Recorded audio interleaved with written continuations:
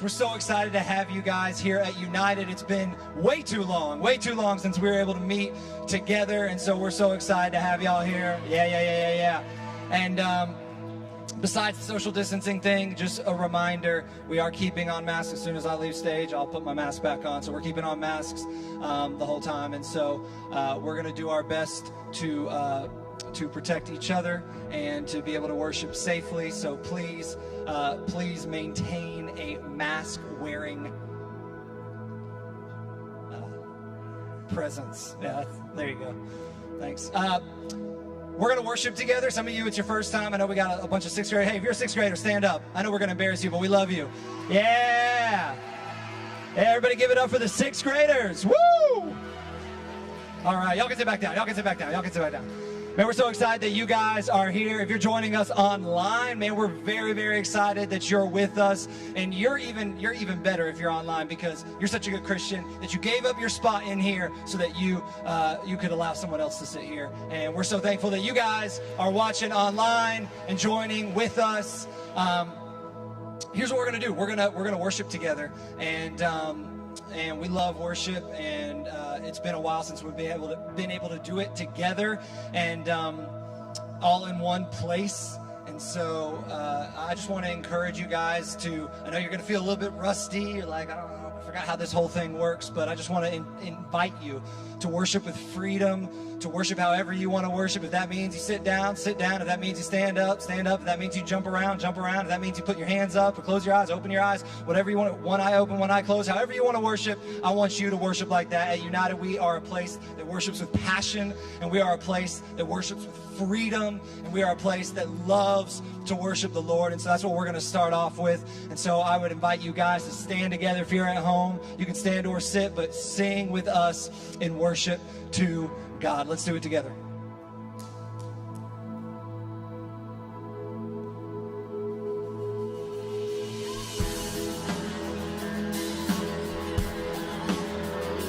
Put your hands together.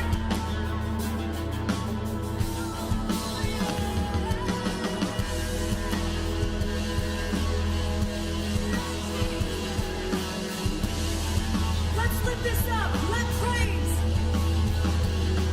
Let praise be a weapon that silences the enemy. Let praise be a weapon that conquers all anxiety. Let it rise. Let praise arise. We sing your name in the dark and it changes everything. We sing with all we are and we claim your victory. Let it rise. Let praise arise. Lift it up. We'll see you break down every wall. We'll watch the giants fall. Fear cannot survive when we praise you. The God of breakthroughs on our side. Forever lift him high. With all creation crying out, we praise you. Oh, we praise you. Oh,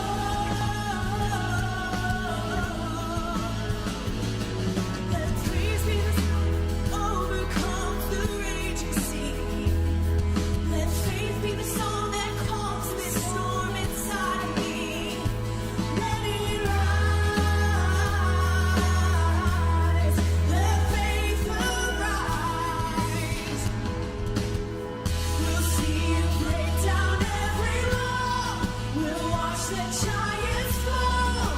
Fear cannot survive when we praise you. The God of breakthroughs on our side. Forever lift him high. With all creation crying out, we praise you. Oh,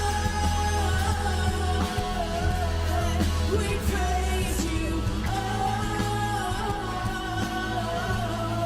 we praise you. Oh,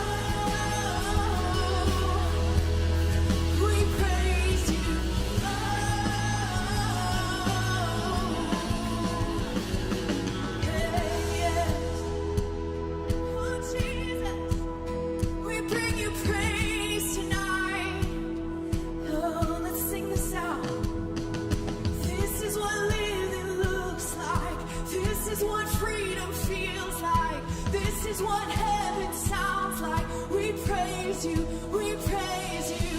This is what living looks like. This is what freedom feels like. This is what heaven sounds like. We praise you, we praise you. This is what living looks like. This is what freedom feels like. This is what heaven sounds like. We praise you, we praise you. This is what living looks like. This is what freedom feels like. This is what heaven sounds like. We praise you, we praise. We'll see you break down every wall. We'll watch the giants fall. Fear cannot survive when we praise you. The God of breakthroughs on our side. Forever lift him high. With all creation cry, God, we praise you. We praise you. We praise you. We praise you. We praise you, God. Yeah. Oh, we lift him high. Yes. Oh, we lift a song of praise to the King tonight. Yes. Let's declare this tonight with all that we are, with every breath that's in our lungs, with every fiber of our being, that we can't hold back our praise to the Lord of Lords and the King of Kings, the majestic Savior, the risen one, full of love, full of grace, full of truth, that when we come into his presence, we can't hold back a song. So let's sing it out. I can't hold back my praise. I gotta let it out. I can't hold back my praise. I gotta let it out. I can't hold back my praise. I gotta let it out. I can't hold back, no, no. I can't hold back my praise. I gotta let it out.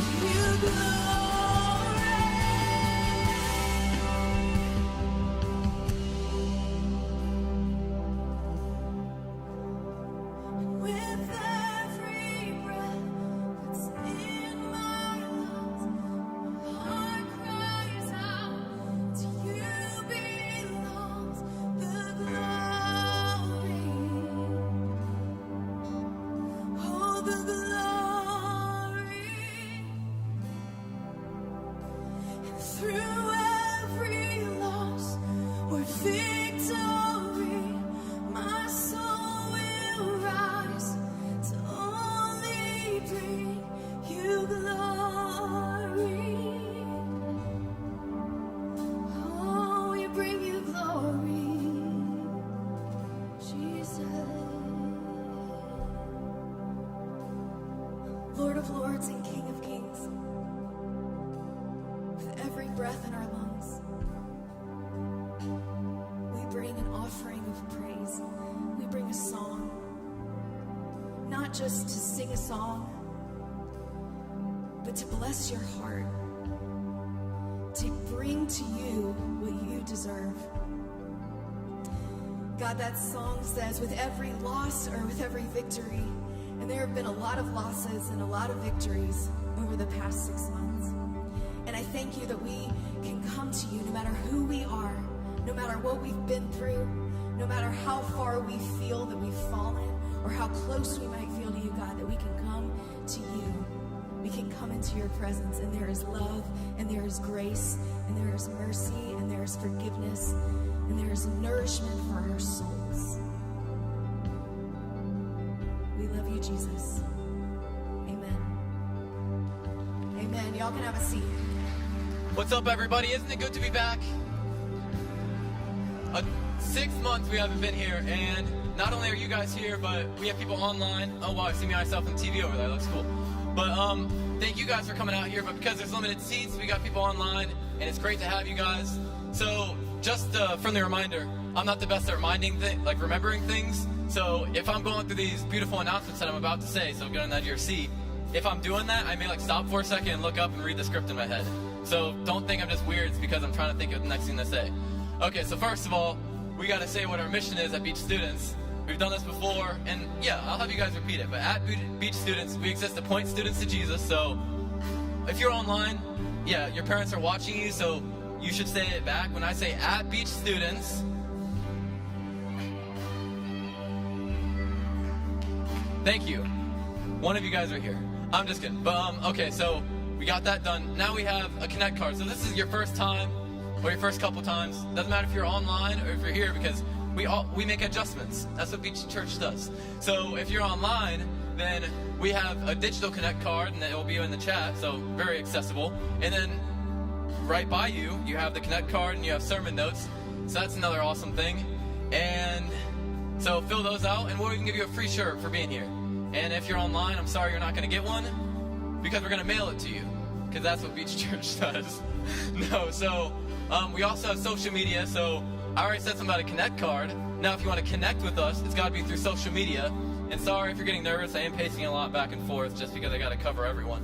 And there's, yeah, social media. We have all these things in social media up here.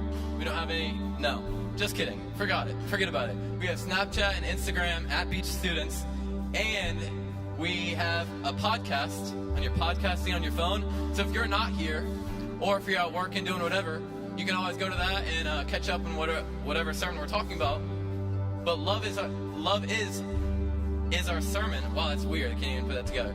And we have merch for that coming out, just because it's gonna be a whole like quarter-long thing. So it's out in the lobby. $15 for a shirt. Thank you. Please think more. All right. $15 for a shirt and $5 for a mask. I know you guys have masks already, but why wouldn't you want to rep your church? Come on. So we have that, and if I'm scrolling through stuff that I have to say, oh yeah, we got life groups. Oh, look at those pictures. Those are cool. All right, we got life groups 7 to 8:15. It's much different than this, because all y'all had to sign up. Y'all had to go through that hassle of putting your name in and your email. No, you don't got to do that for life groups. You just got to come in. We're gonna have 2 different entrances. High school is gonna go through Block 84, where we usually congregate. But middle school is gonna go 4th Street, which is back there, right by the intern houses, and they're gonna go through like the Beach Kids area, and you're gonna get your temperature checked, and then you're gonna go right to your room, because we're not gonna congregate because we social distance. Beach Church. And let me just bring my cue card out if I have anything else to say. No, I think we're good actually. So I'm gonna leave, and you guys can watch this beautiful video. We're asking strangers what love is on the street. Thank you.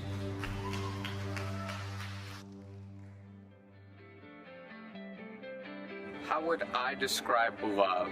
I don't know how to freaking define love. That's a hard question.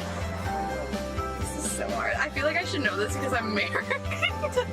I would describe love as something that happens between 2 people when they like each other very much and they spend lots of time together, and then love happens.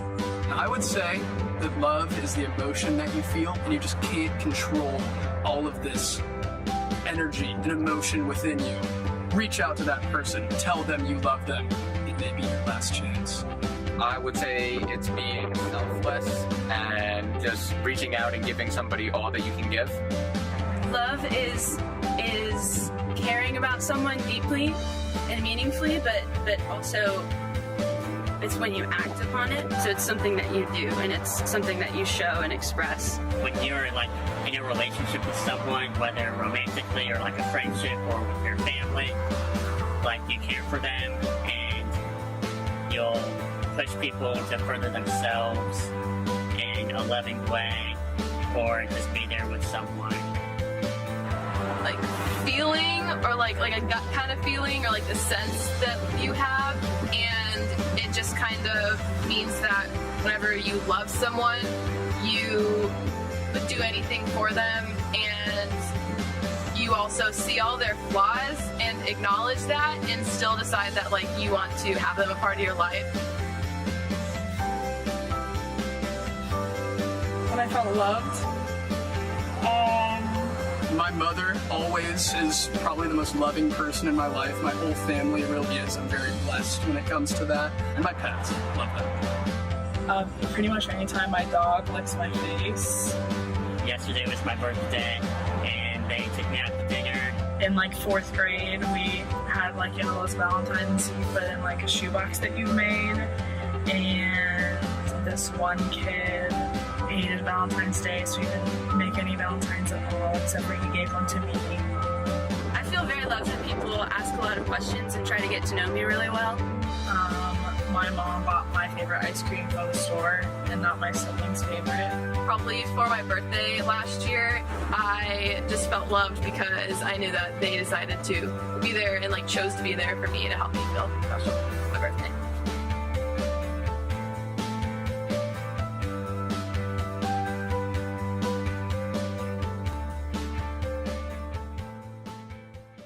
Joining us online, and so we're going to be starting a new series tonight. But before we do that, let me tell you, you guys, if you're in the room, have notes on your chairs. And something that we think is important at United is taking notes, because when someone says something important, what do?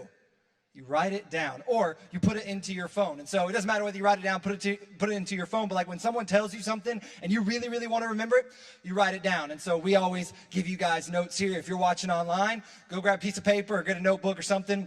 We'd love to invite you guys to write down what God puts on your heart as we talk tonight. I don't know if any of you have ever heard of Cliff's Notes. Have any of you ever heard of Cliff's Notes? All right, cool. So it was kind of like, it started like in the 50s. It was a company, and they make these like study guides or pamphlets or shortened books. And basically, they summarize a longer work of literature. We'll say it that way. And so let's say it like this. Like, well, let's say you happen to get a summer reading assignment. And I know none of you would ever do this because you guys are great Christian students, and I'm sure you always get your work done on time and never procrastinate. But let's just imagine that the night before school, you hadn't finished your summer reading. And so they assigned you some book written 100 years ago. You can hardly understand it, like The Grapes of Wrath or The Tale of Two Cities or some book, and you're just like, I have no idea what this means. It's so boring. It's going to take 20 hours to read, and I'm still not going to know what it's saying. You could go and get Cliff's Notes. And it was like this little pamphlet. You'd purchase it like a bookstore. Back when there were bookstores, now you would get it on Amazon, and you would read it, and you would take it, you maybe take like an hour to read, and instead of reading something for 20 hours that you didn't understand, you'd be able to read it for 1 hour and understand it. It has like chapter by chapter, the themes, the characters, the events, the places, everything that you need to know, the symbolism, all that, so that you could maybe have pass a test, or write a paper, or have a discussion in your class or whatever. And Cliff's Notes say that you're not supposed to do this, but what teenagers did, at least when I was a teenager, is that they would read that instead of reading the book.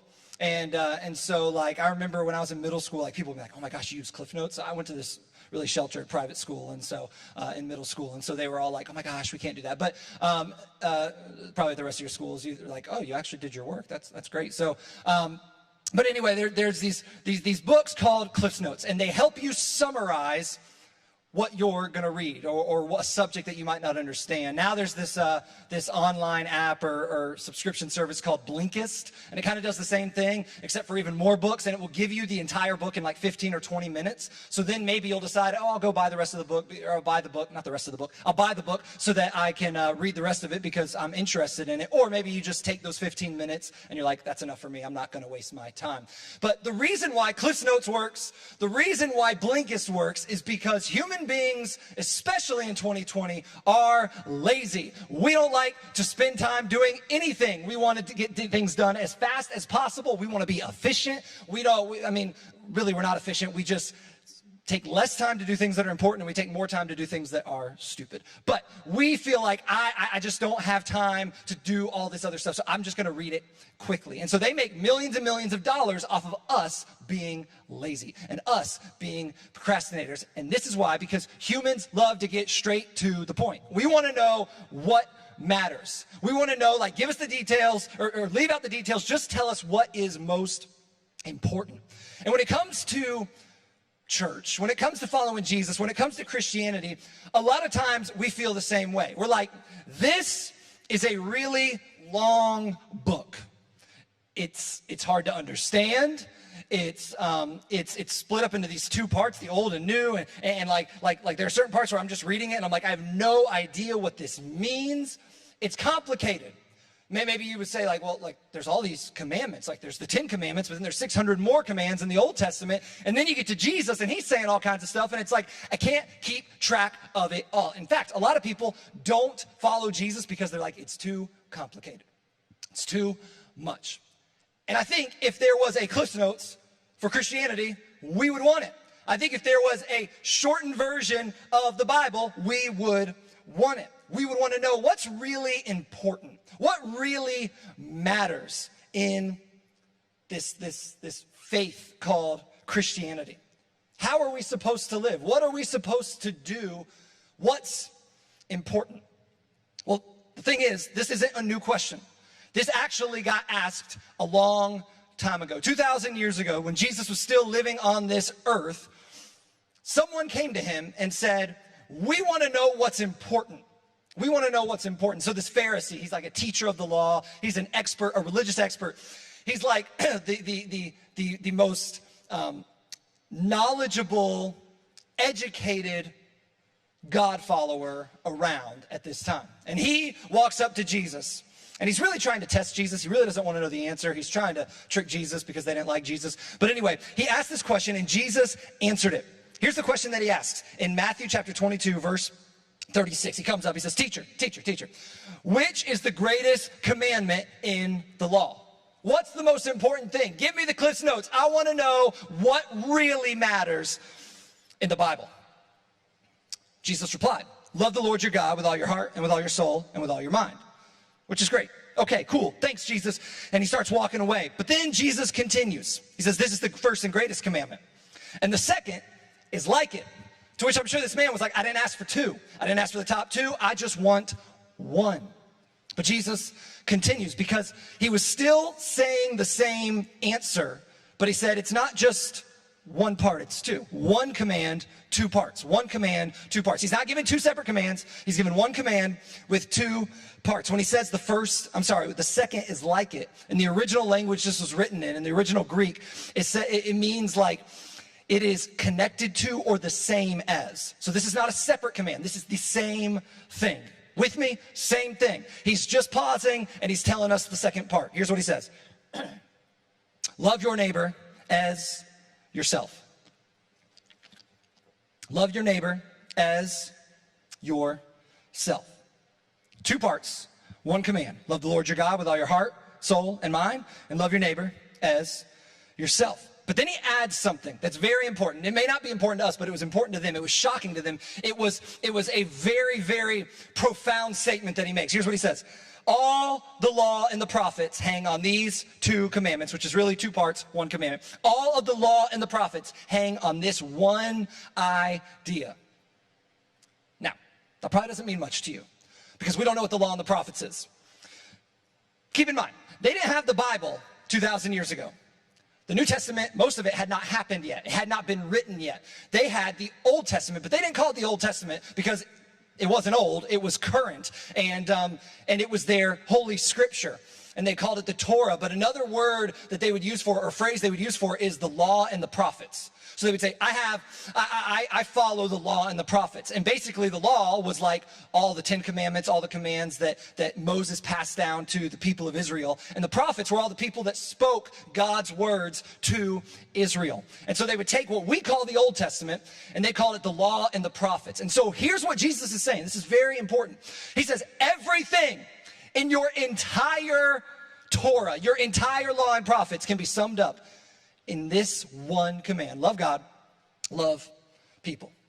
So all of God's commands, if you're taking notes, write this down. All of God's commands can be summed up in one word. Love, love, love. It can be summed up in one word. Thousands of pages of scripture, thousands of verses can be summed up in one word, one idea. It's not that complicated. It is love. Later in John chapter 13, verse 34, Jesus is hanging out with his disciples. We call this the Last Supper because what he was doing was having his last time with his best friends before he went to the cross. And so they're having dinner, you know, they got their wine and their little charcuterie board. They got their bread and their cheese, and they're just kind of enjoying each other, talking. And Jesus is telling him the most important things before he leaves. And he says, a new command I give you. To which they would have been like, oh my gosh, this is important. So they pull out their little notebooks and they're going to write it down because they're like, when Jesus says he's given us a command, that's important. We know that by now. We've been following him for 3 years. And so they're excited. They're on the edge of their seat. And he says, love one another. To which I'm sure Peter was like, hey, Jesus, you've told us that one before. That's not new. That's not new. In fact, you said it a couple months ago, and really we knew about it before we even met you. We've known about that as the people of Israel for thousands of years. Like, this is not new, but the new part was coming. The new part was coming. Jesus wasn't done. He says, as I have loved you, so you must love one another. This was the new part. He says we should love one another, but the basis for loving other people is on him. Let me say this a different way. If I tell you to love your neighbor as yourself, you have a lot of different ideas that go through your head, don't you?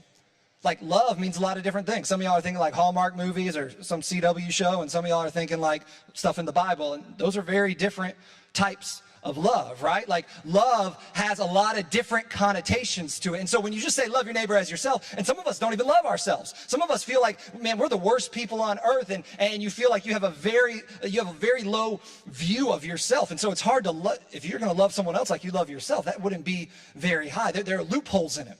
Jesus wants to get rid of all the gray area and make it black and white. Here's what he says. Love others as I have loved you. In other words, he gives the definition for love in this statement. He says, whatever I do, that's love. Go do it. Now, the disciples were probably like, yeah, he is pretty loving. He's a pretty good guy. Remember when he fed all those people? That was nice. Remember when he healed the guy who couldn't walk and the guy who was blind and the person possessed by demons? Like, that was pretty nice. Yeah, that's loving. He's a pretty loving guy. They had no idea what love truly was yet. Because what Jesus was really referring to is what he would do that night and the next day. He would be arrested by a mob with clubs and swords, taken from his friends, dragged into an illegal court setting, lied about, cursed at, beaten, dragged from place to place in front of these rulers who were just playing games with him, beaten by soldiers, hit with weapons, and then eventually flogged, which means they basically ripped all of the skin off of his back and the back of his legs with a whip known as the cat of nine tails. And then he wasn't done. They were just getting started.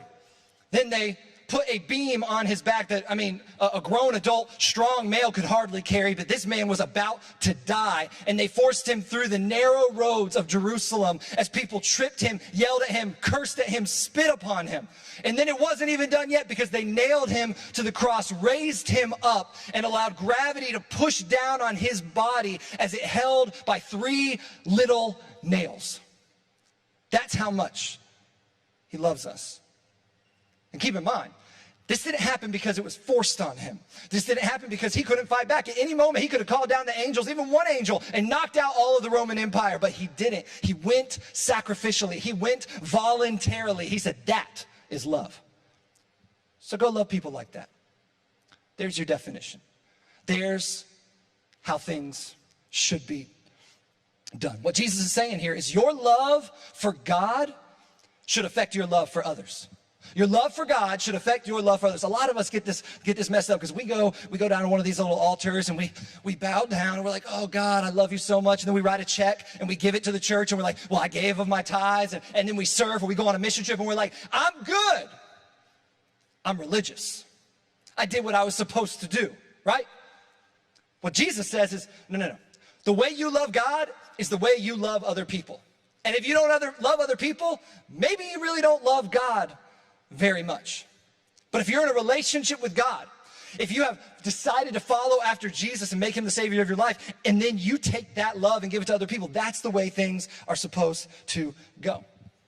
He makes himself the example, himself the definition. There are no loopholes. There are no ways around this. And a lot of people, it's kind of funny. People will say, Jesus, he's just not relevant today. The Bible, I think like in the 1950s, it was relevant, as if it was relevant for 1,950 years, but it's not relevant 70 years later, which is ridiculous. But it was relevant when my parents were kids, back in the 90s. Oh my gosh, so long ago. But not really anymore.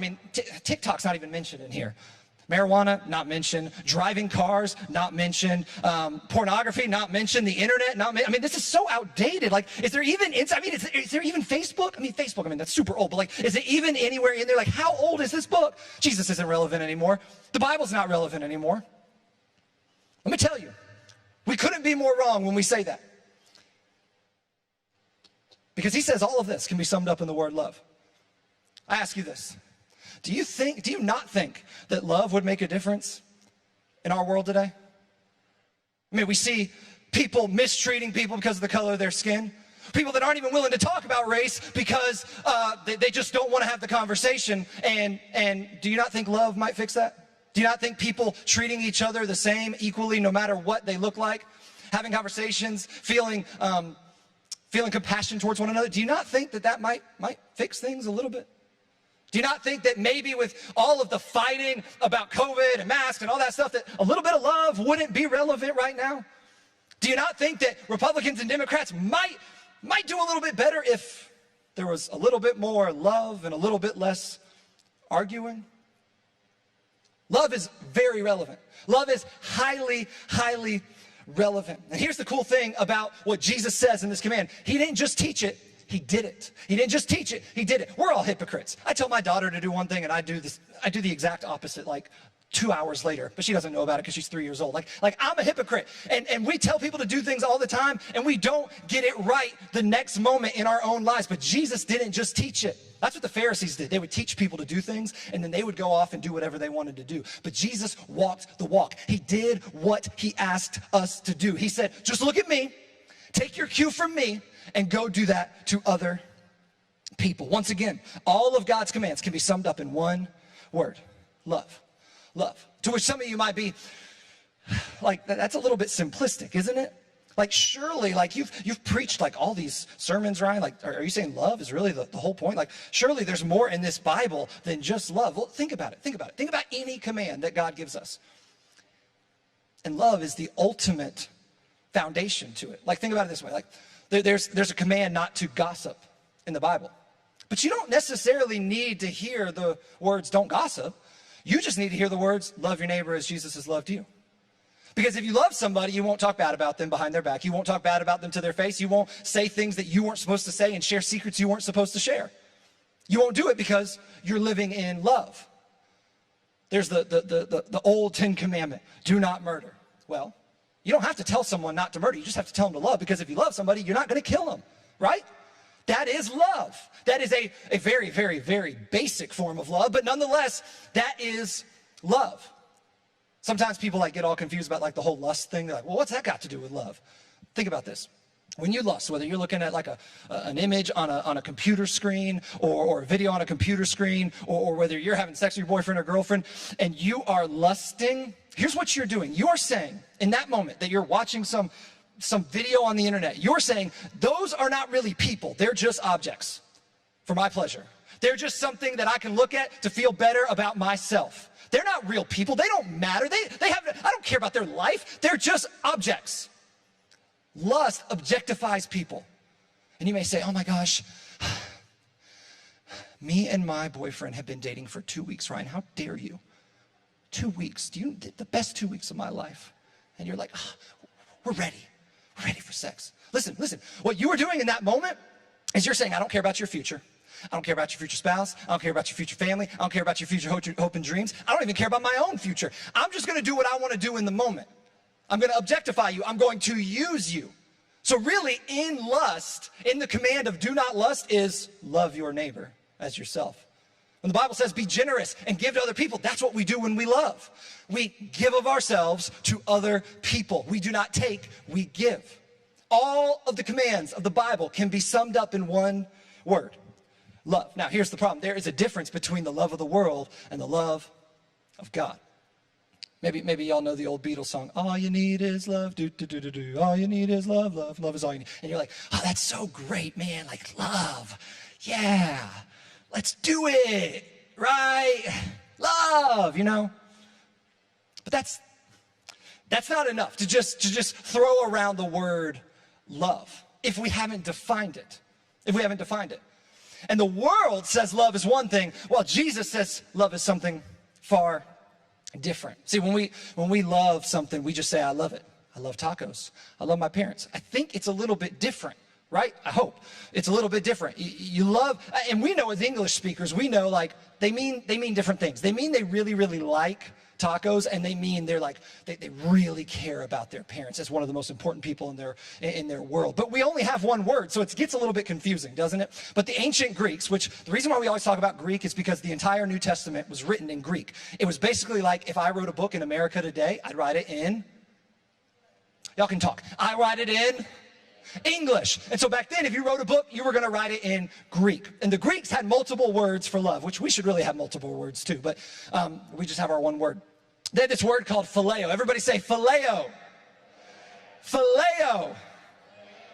Phileo. Phileo is like brotherly love. If you've ever heard of Philadelphia, the city, it's the city of brotherly love. It comes from the word phileo. Phileo is a friendly love, like the kind of love that you have with your bro or whatever. Like we play video games together. We both like the Jags, and we just are kind of into the same stuff. So we just hang out. We enjoy being with one another. And so I love him. Man, I love him. Yeah, man, I love you, bro. You know how guys do. We always add bro to it because we're like scared of being vulnerable. So we just say things like, bro, and we hug each other, but we don't just hug, right? We have to do the little, the little pound it on their back or whatever. Anyway, so like when you have a friend that you're just enjoy being around, that's phileo love.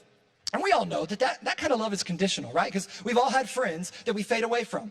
We don't hate them or anything. It's just like, yeah, I started going to a different school. He started going to a different school. We kind of started hanging out with different people. We weren't really into the same things anymore. And so you kind of just grow apart. It's a conditional love. That's phileo. There was another word, eros. Everybody say eros. Eros. All right, eros. Eros is like the root word or the root of the word erotic. I know, that's weird. All right, I said erotic in church. Erotic. It's like a romantic, sexual type of love, passionate love. This is a very, very, very, very conditional love. This love says, if you give me what I want, then I'll love you. If you give me what I want. If you're the hottest person in our class, I'll love you. As soon as there's somebody else, I'm going to move on. If I find you attractive, I'll love you. If you give me what I want, if you buy me presents, if you do what I want sexually, if you hang out whenever I call, like if you just ignore everybody else and just pay attention to me, then I'll love you. But as soon as you stop, as soon as I stop getting what I want, I don't love you anymore. This is most high school dating relationships, to be quite honest. You're like, oh my gosh, that's so offensive. Well, be offended, but it's true. I was in high school, and I know. So like eros is a very, very weak love. It feels strong, but it's weak. It's weak because it's very, very dependent on you getting what you want. It's conditional. But then there's a third word. It is agape. Everybody say agape. Agape. This is a love that prizes the other person, that makes a big deal of the other person, that gives them what they want and what they desire over what you want and what you desire. It sacrifices for the other person. It loves the other person even when the other person is unlovable. This is the kind of love. This is the kind of love that Jesus referred to in his ministry. This is the kind of love that Jesus refers to in John chapter 13, verse 34. He says, as you agape other people, or as I have agape you, so you should agape other people. Agape is unconditional love. This means they cheat on you, you still love them. They do something you don't like, you still love them. They gossip about you, you still love them. This is the kind of love where you have to choose to do it. You can't just feel it all the time. Agape love is a love that prizes the other person, lifts them up on a pedestal and makes it all about them. It is a selfless love. See, that's the love that God talks about when he says love is the point of the whole Bible. It's agape love. And there's a lot of differences, but I just want to go through a few. There are a few differences between the world's love, Hallmark love, whatever teenage show that you watch on Netflix, that kind of love, and Jesus's love. The world's love is a feeling, right? Oh, I feel like I love her. Oh man, I just feel it. I feel it. And when we're younger, we think like marriage is based on a feeling. No, it ain't. Because guess what? I'm unlovable and you're unlovable and someone can't love you on a feeling for 75 years. It ain't gonna happen. I promise you. You have to choose. See, See, Jesus, his agape love that he speaks of is a choice. The world says it's a feeling. God says it's a choice. Here's the thing. You cannot command a feeling. I can't say, be nice. Or I can't say, be happy. Like, if you're not happy, I can't just make you do that. God would not command us to do something that we feel. He commands us to make a choice. And that choice is to love other people. The world says it's a feeling. God says it's a choice. The world says love is conditional. As long as everything's going good, you love somebody. As soon as it's not, you don't. God says it's unconditional. No matter what they do, you're called to choose to love them. The world says, love people like you. This is our problem. This is our problem in the world right now. We're really good. If you're white, love white people. You're black, love black people. You're Hispanic, love Hispanic people. You Democrat, love Democrats. You're Republican, love Republicans. You're rich, love rich people. You're poor, love poor people. Just love people who agree with you. Just love people who are like you. That's the world's kind of love. This is the idea that is tearing our world apart. Is a love based on, I'm just gonna love people that are like me. God says, love everyone. Yeah, but doesn't matter, love them. Yeah, but doesn't matter, love them. See, very, very, very different. The only kind of love that can heal our world is not just being like, man, we just gotta love each other. No, because that usually means just love people that are like you. We have to love each other like God has called us to love. Love everyone, not just people who are like you. Last thing, the world says, make sure you get what you want. You just deserve so much more. You gotta make sure you get what you need, what you want out of a relationship. If you're not getting what you want out of a relationship, if you're not getting what you need, you just need to walk away. God says, make sure the other person gets what they want. Make sure the other person gets what they need. Make sure you put the other person first. See, these are very, very, very different words. Very different ideas. And here's the point. We are called to love with Jesus' love, not the world's. We are called to love with Jesus' love, not the world's. As y'all were walking in tonight, if you got here a little bit early, we were singing this song, Higher Love. It's by Whitney Houston. It actually came out in the 80s, but then it got kind of like remastered like last year. So you think it's like popular because it just got written, but actually she died and it was written years and years and years ago. But anyway, it's a great song called Higher Love. And it's not a Christian song at all. But I want to just go through the lyrics with you because like the lyrics speak everything that I've just said. I don't even have to preach. We could have just read these lyrics. Listen to what she says. Think about it. I'm not going to sing it. Think about it. There must be a higher love. Down in the heart or hidden in the stars above.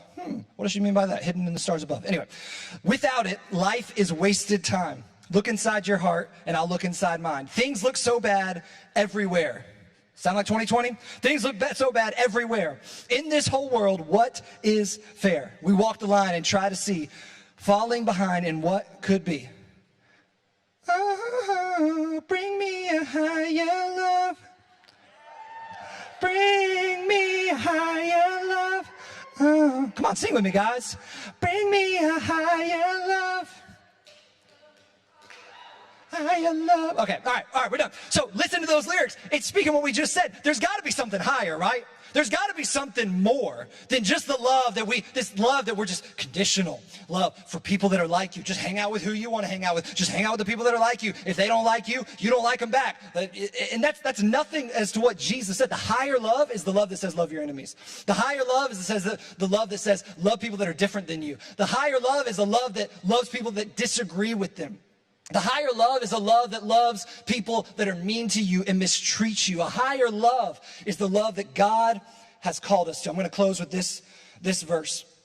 In 1 Corinthians 13, verses 1 through 3, Paul is writing about love.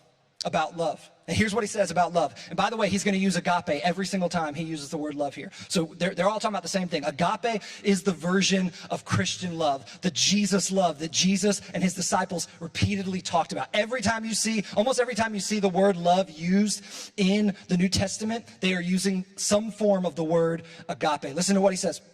If I speak in the tongues of men or of angels, like if you have all the best languages, the best skills, the most influence, everybody listens to you, you got a great voice.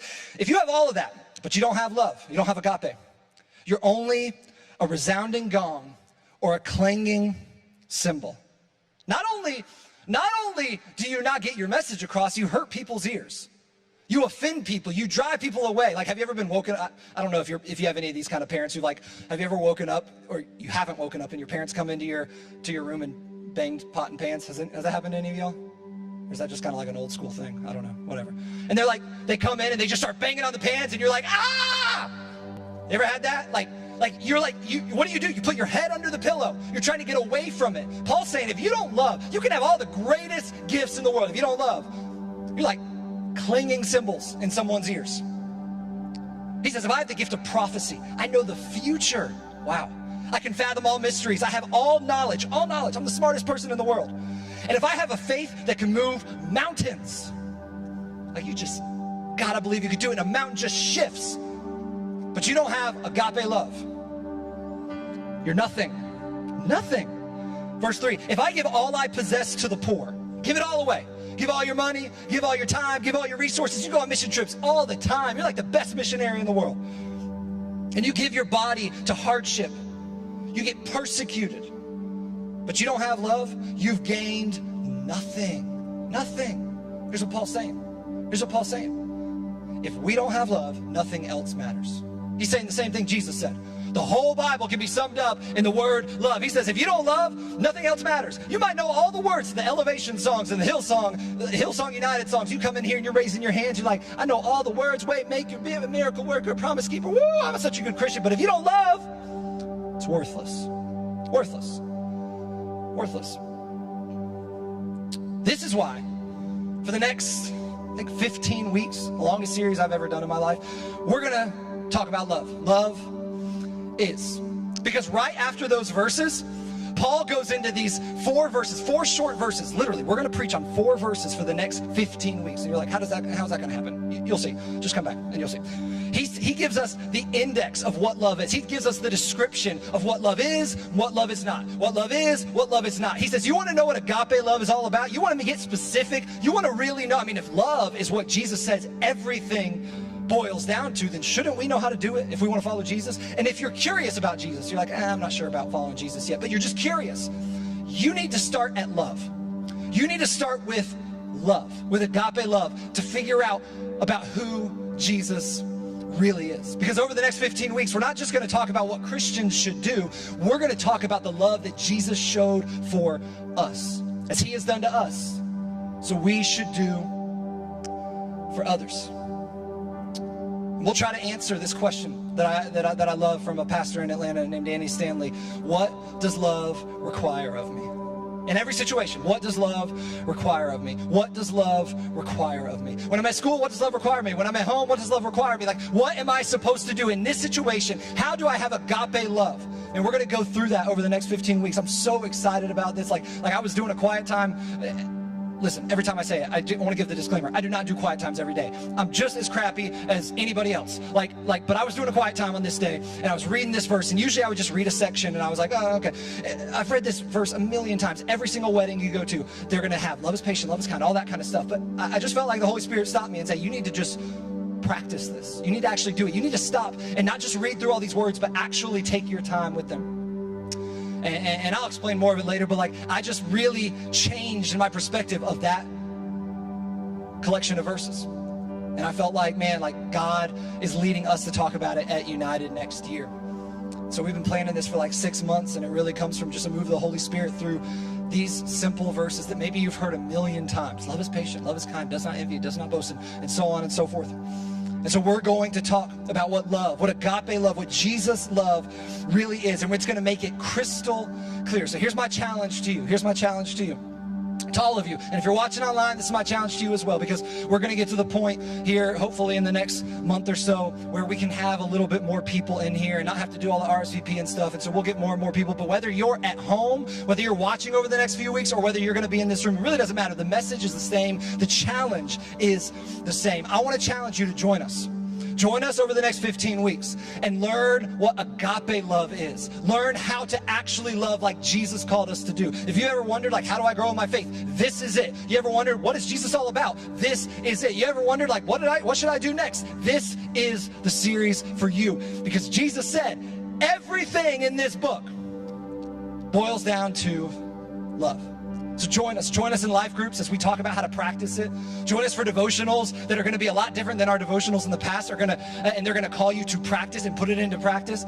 Join us for United, where we're going to get really, really practical. We're not going to be like, oh, you should love people, and you just leave and you're like, I don't know what to do. We're going to be like, you need to be patient tomorrow, and you're going to be like, crap. Like the first time I tried to do this, Sinclair just pooped everywhere, and I was like, I'm so mad. And I was like, crap, love is patient, love is patient, love is patient. Like it'll happen. You're gonna start practicing it, and you're gonna have lots of opportunities. I promise you. And so we're gonna start next week with love is patient. Love is patient. My challenge to you is to stay plugged in. As I said at kickoff, get back to God no matter what. If you're doing it online, great. If you're doing it in this room, great. Come to life groups. Be doing your quiet time, especially spending time in the Word, practicing what we talk about on a Sunday night.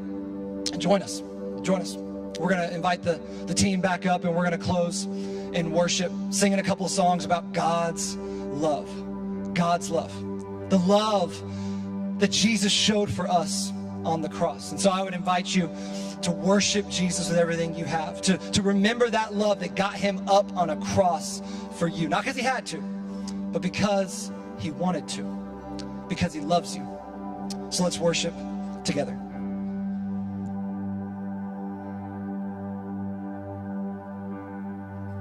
We're about to sing this song called How He Loves. And as we prepare to embark on this journey of discovering what biblical love and what God's love means, it is so important that we realize and are transformed by the love that God has for us. And it says in scripture that we love because God first loved us. And as Ryan was saying, we're able to love others because of the unconditional love Jesus has for us. So as we sing this song, let's not just sing these words. Let them not just go over our heads. Let them transform us from the inside out. Let these words be hidden in our heart, that his love is unconditional, that there's no height or depth, no angel nor demon, no past nor present that can ever separate us from the love of God. He sees you. He sees you in your darkest and your lowest moments, and he loves you so much. So let's just rest and be still in his presence as we sing of his love.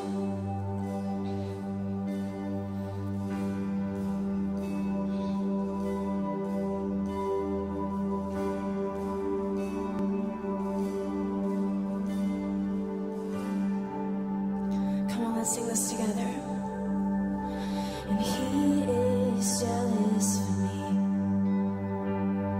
It loves like a hurricane. I am a tree bending beneath the weight of his wind and mercy.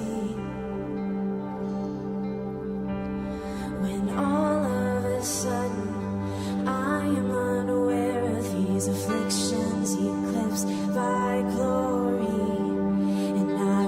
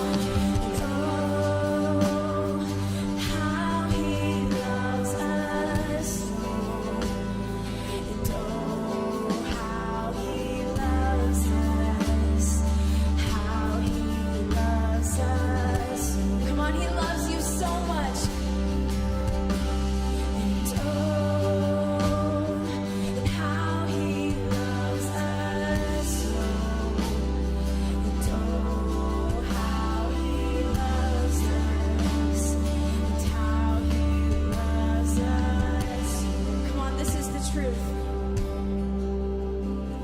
And we are his portion, and he is our prize.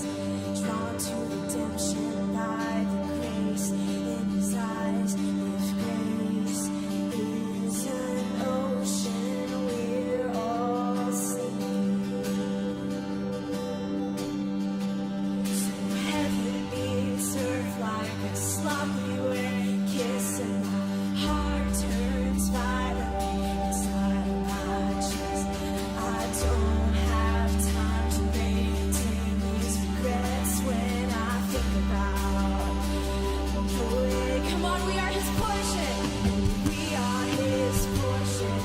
He is our prize. Drawn to redemption by the grace in his eyes. If grace is an ocean, we're all sinking. So heaven meets earth like a sloppy wet kiss, and my heart turns violently inside. And I don't have time to maintain these regrets when I think about the way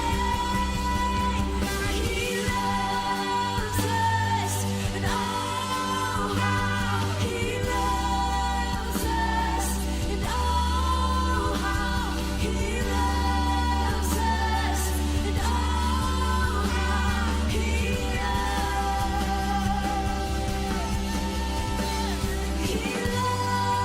us, and oh, how he loves us, and oh, how he loves us, oh, how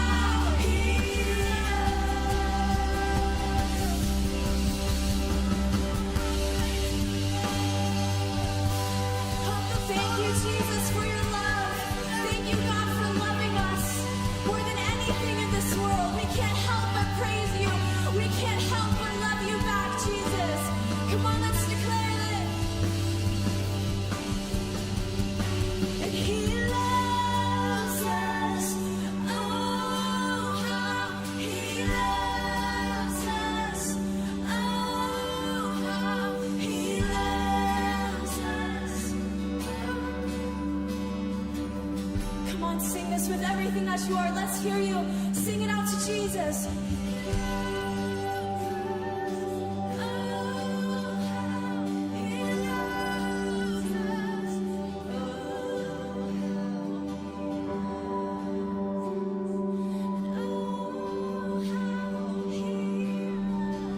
Come on, one more time. He loves us. Oh, how he loves us. Oh, how he loves us. Oh, how he loves. You are changing everything. You are changing everything. I believe it. I receive it. You are changing everything. Come on, do you believe that tonight? You are changing everything. His love is changing. You are changing everything. I believe it. I receive it. You are changing. Come on, receive his love tonight. You are changing everything. You are changing everything. I believe it. I receive it. You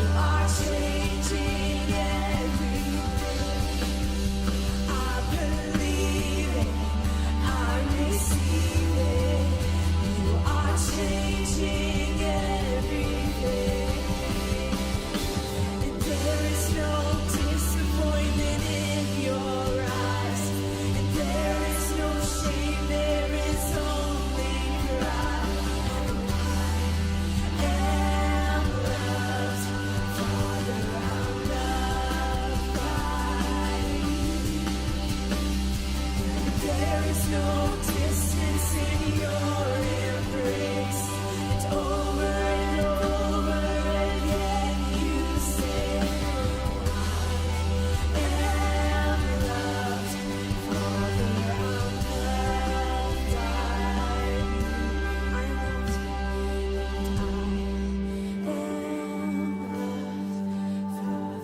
loved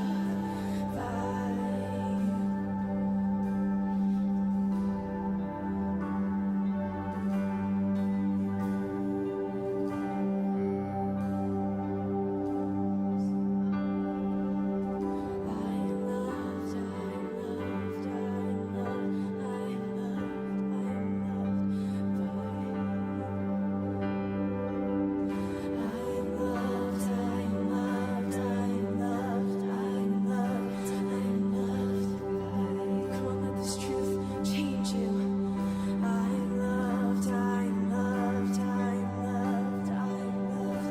I'm loved, sing it again. I'm loved, I'm loved, I'm loved, I'm loved by you.